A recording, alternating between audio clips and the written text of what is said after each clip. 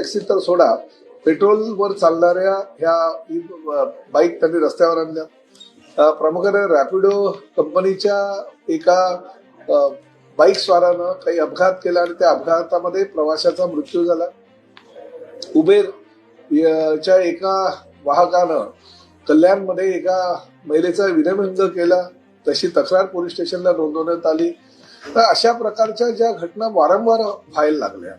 आणि त्याचबरोबर ह्या ई बाईकच्या ऐवजी पेट्रोल बाईक चालवणाऱ्या ज्या टॅक्सीज होत्या त्यांच्यावर न गुन्हे दाखल करता आम्ही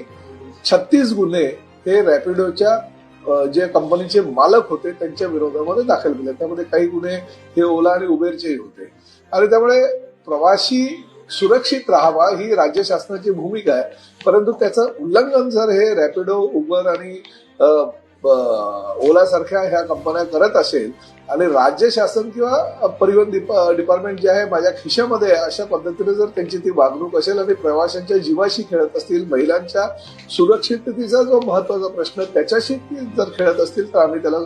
सोडणार नाही. आजच्या बैठकीमध्ये असा निर्णय घेतला की उद्या 2 दिवसामध्ये आमच्या परिवहन खात्याचे सेक्रेटरी असतात त्यांच्या अंतर्गत एक समिती आहे आणि त्या समितीच्या बाबतीत माध्यमातून काही निर्णय हे घेतले जातात. ओला, उबेर आणि रॅपिडो यांच्या बाबतीत स्टेट ट्रान्सपोर्ट ऑथॉरिटी म्हणजे STA ची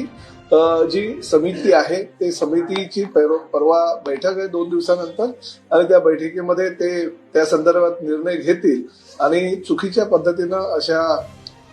पेट्रोलच्या गाड्या रस्त्यावर आणत असतील, जे चालक असतील त्यांचं कुठल्याही प्रकारे कॅरेक्टर सर्टिफिकेट न